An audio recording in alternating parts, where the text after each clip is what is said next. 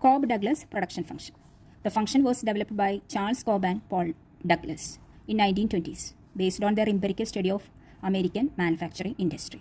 This is the popular tool in economics for analyzing production and measuring productivity. The function shows the relationship between output and input used in production, such as labor and capital.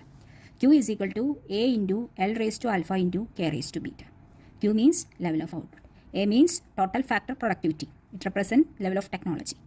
K means capital and L means labor. Alpha means elasticity of labor and beta means elasticity of capital. If alpha plus beta is equal to 1, the function shows constant returns to scale. If alpha plus beta is greater than 1, the function shows increasing returns to scale. If alpha plus beta is less than 1, the function shows decreasing returns to scale. Consider the production function Q is equal to x1 raised to alpha into x2 raised to beta.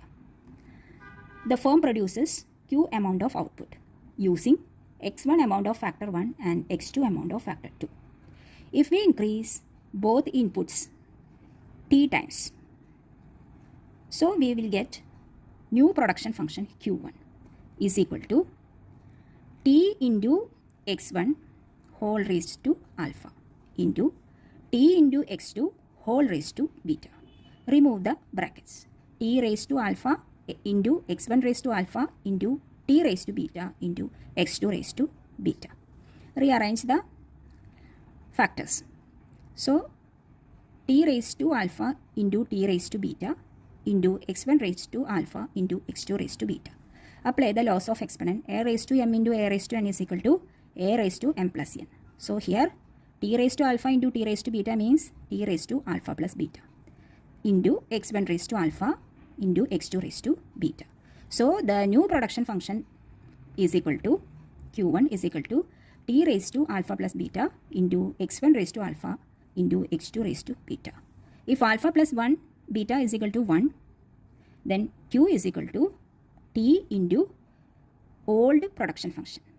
x1 raised to alpha and x2 raised to beta means Q. So, the new production function is equal to T times the old production function.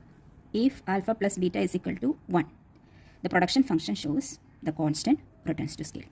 If alpha plus beta is greater than 1, this production function shows increasing returns to scale. And if alpha plus beta is less than 1, the production function shows decreasing returns to scale.